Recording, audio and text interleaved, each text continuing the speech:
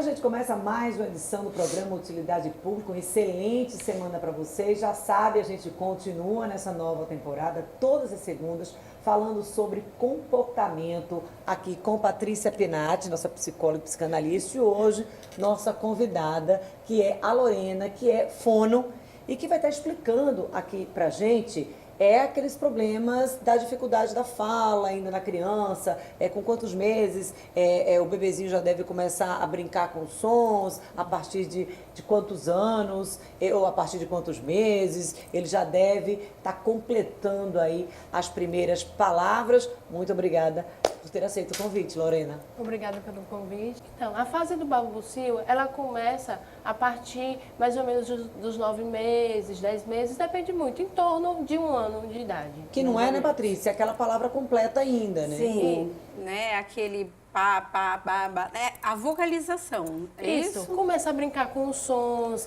a família começa a trazer também as onomatopeias, trazer o au-au do cachorro, o miau do gato, brincar com esses sons mesmo.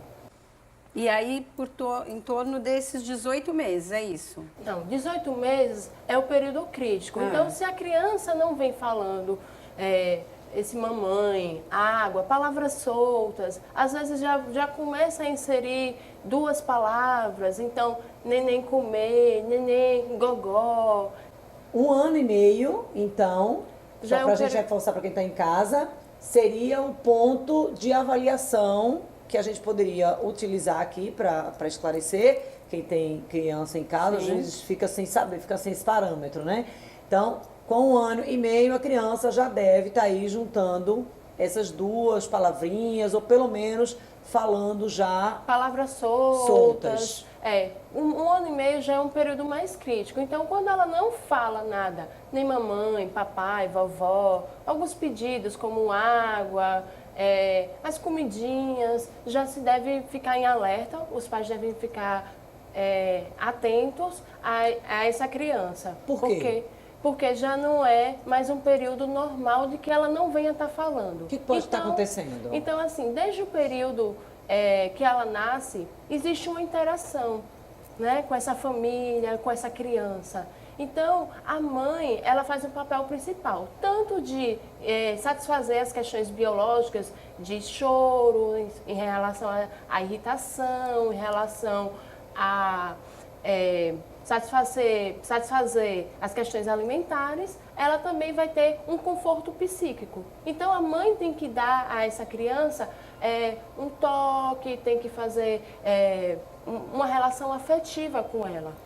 Então, tem que ser de toque, de dar um carinho, de dar também amor e um diálogo. Tem que existir um diálogo. Por mais que a criança venha falar, demore mais ou menos 9 meses, 10 meses, 1 ano para falar, ela tem que ter adquirido com a mãe, a família, todas essas questões, todas essas palavras que a gente vê no dia a dia.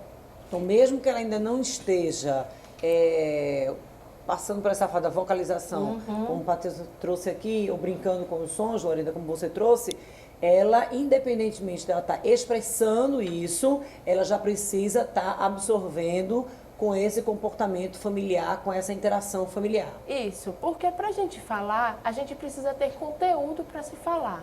Então, a criança passa mais ou menos 1 ano só ouvindo, através do meio, das suas... Das vivências, das né? Experiências cotidianas, ela vai acabar internalizando para si, para que posteriormente, num momento mais à frente, ela venha a falar. E aí, Patrícia, é comum, por exemplo, as mamães ficarem assim neuróticas, porque, olha, é uma expectativa muito grande, né?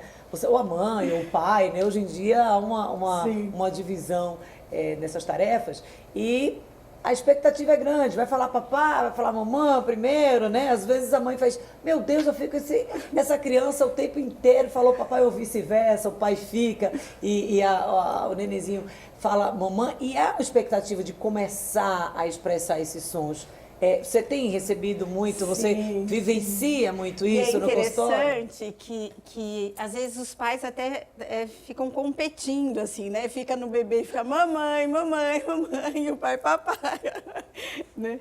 Porque existe, quando você está gestando, quando você, antes mesmo, e a gente fala bastante isso no consultório, antes de você gestar, você já tem algumas perspectivas daquilo. Ah, eu quero ter uma menina, eu quero ter um menino, eu quero que ele seja advogado. Então, cria-se mesmo em torno da criança essa expectativa. E a gente tem a ideia, as famílias geralmente têm a ideia de que quanto mais cedo falar, mais esperto é, quanto mais cedo ler, mais esperto é. Então, eu fico assim, ai, meu filho começou a falar com, sei lá, 6 meses.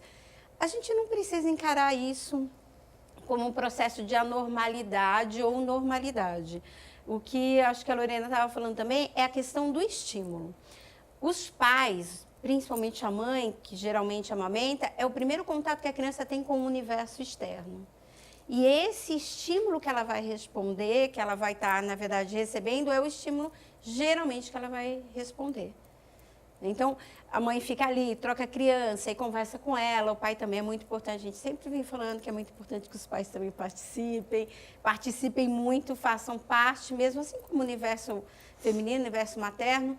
Então, a criança vai absorvendo aquilo e, num determinado momento, quando ela está preparada, e acho que psiquicamente, aí, neurologicamente, ela vai retornando essa comunicação com os pais. E aí, muitas vezes, com É uma palavras, delícia. que é o que a Lorena trouxe, Isso. ela vinha ouvindo ali, naquelas conversas, naquele universo, não tinha ainda externado, mas acaba vocalizando por conta dessa absorção. Mas assim, essa competição, né, Patrícia, o importante é que ela seja positiva. Com certeza. Até incentivo, às vezes, para a criança essa competição, né? Sim. O importante é que se estimule essa fala. Mas, Lorena, Patrícia, a gente vai dar uma pausa, a gente vai ao intervalo, a gente volta já com o nosso bate-papo aqui sobre a fala dos bebês, a fala das crianças, de que maneira a família pode colaborar nisso tudo.